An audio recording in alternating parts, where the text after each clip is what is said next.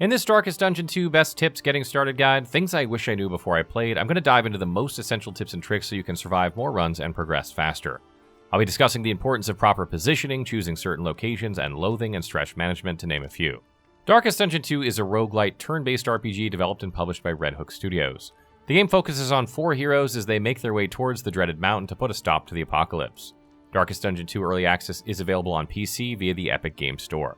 Big shout out to Epic Games for sponsoring this video. Make sure you use our link in the description below if you want to support the channel, and use our creator code FEX4Life.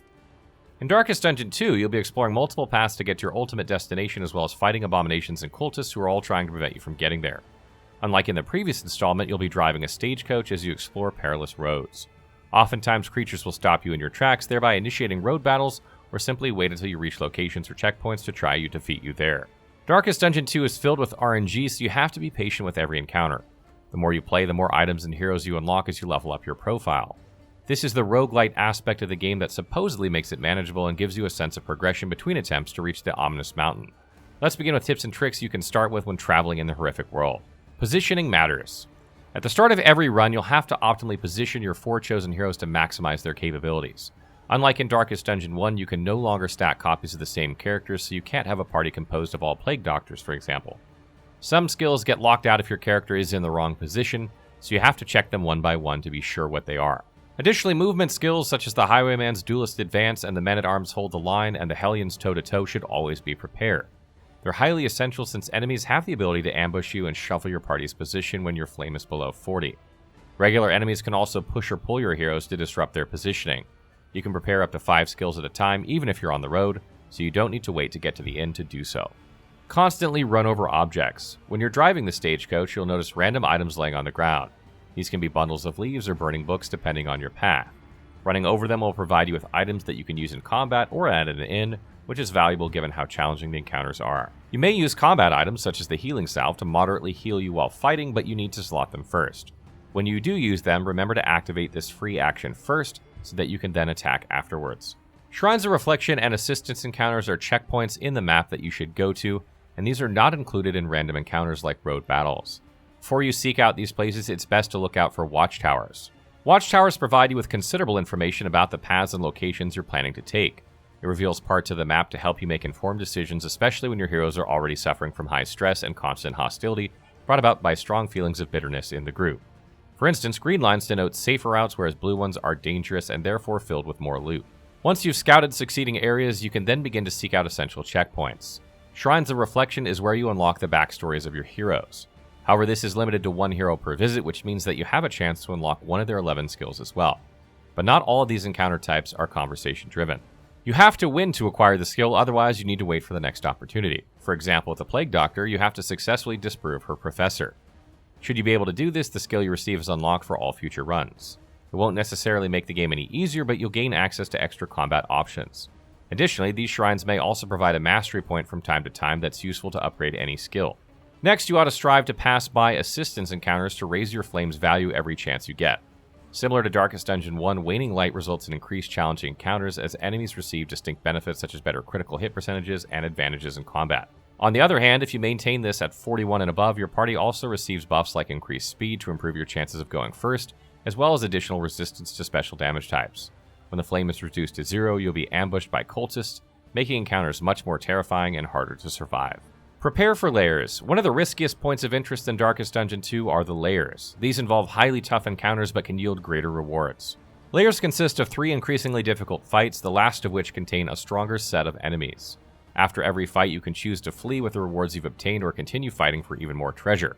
If you do decide to take on this challenge, be sure to have enough HP and good stress levels in order to survive later encounters. Having good trinkets, upgraded skills, and positive affinities will also help out greatly against these gauntlets of creatures. Don't be afraid to bow out after the first or second wave if you're not confident you can beat the third, as it's usually much harder, though has the best rewards. Manage loathing and stress. On the upper left-hand corner of your screen, there's a new loathing mechanic that you'll have to take note of. It may be tempting to avoid most resistance encounters to survive every run, but doing so will result in higher loathing, making succeeding fights more difficult as enemies gain advantages in combat. Additionally, it decreases the chances of accumulating mastery points, which you desperately need since these are very scarce at the beginning. As long as your HP is above half and your relationships with other heroes are not mostly negative, then consider seeking out combat encounters enough to keep your loathing manageable. Like in Darkest Dungeon 1, the stress system continues to play a big part in the game, but this time around it's scaled from 1 to 10 instead of from 1 to 100. When you're traveling and engaging in fights, it's essential to hoard all the stress relief in and combat items you can find, such as laudanum. These are far more precious than other items due to how limited your options are to alleviate the stress experienced by the party. When a hero reaches a stress level of 10, they'll experience a meltdown, which is extremely dangerous as it greatly reduces your current HP while destroying any good affinity you have with others and increasing negative relationships even more. This is tough to manage since you won't be able to help them outside of combat unless you're in the inn. You should spend your first mastery point on either the Plague Doctor's Ounce of Prevention skill or the Man-at-Arms Bolster skill, because these will allow you to clear 1 stress from each party member every few turns. You'll need to use these skills nearly every time they're off cooldown to keep your stress under control. These 2 upgrades alone can be the difference between failure and success early on, and I cannot stress that enough, pun intended. Manage inventory items. The Stagecoach has a limited number of inventory slots. Unfortunately, you cannot safely gather gold since there's no way to sell unnecessary items to merchants and at the inn just yet. Loot that's highly valuable and should be prioritized if you have 0 space left includes stitching kits, dartboards, and boxing gloves. Specifically, stitching kits restore 25% of HP, whereas dartboards and boxing gloves lessen your hero's stress by 1. You can then discard the rest if you're lacking inventory space, or equip them if they're trinkets and not all of your characters have them yet. When you reach the end, remember to upgrade your Stagecoach's slots by equipping storage trunks to prevent this in the future. Meanwhile, gold or relics and baubles are additional currencies that allow you to purchase restorative items and powerful trinkets respectively. You can acquire them from winning in fights. Spend mastery points wisely. Allocating mastery points is the only way to enhance your skills. Unfortunately, these are immensely limited early on because they're shared across all heroes. At the start, you'll have to narrow down important skills since you can only upgrade 1 at a time for all heroes. What's more is progress won't carry over in succeeding runs either. After upgrading Ounce of Prevention and/or Bolster, it's a good idea to focus on the single most useful skill you're using for each character before making a second pass and upgrading each character again. I'll cover what some of these are in the next section. Which skills to upgrade first? If you're running a party comprised of the 4 starting heroes, you'll want to upgrade their Ounce of Prevention, Bolster, Poison Dart, and Duelist Advanced first. I've already covered why the first 2, but Poison Dart can be used to remove backline enemies, and these can be the most deadly. Upgrading the skill doubles its poison damage every round, and you can stack this with each throw, making it lethal.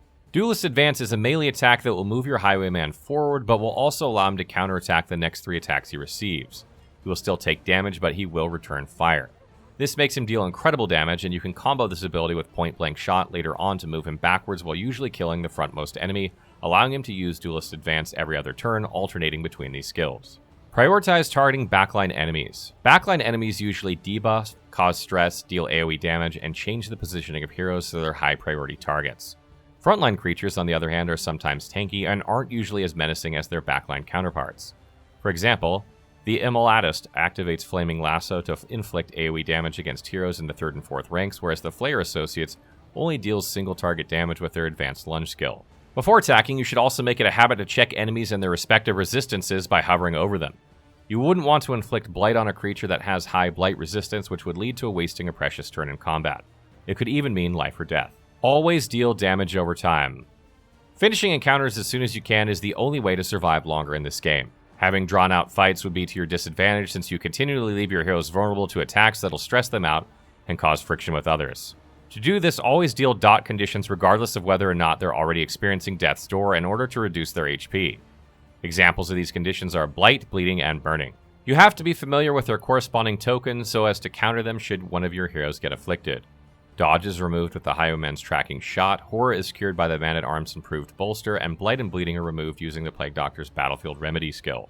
Mastering these tips and tricks will help you better understand the game's concepts while surviving runs and unlocking different heroes. Remember that Darkest Dungeon 2 has a lot of RNG, so it's about making the most of bad situations. Oh, and always focus fire when you can. Deleting enemies is the key to survival, and overconfidence is a slow and insidious killer.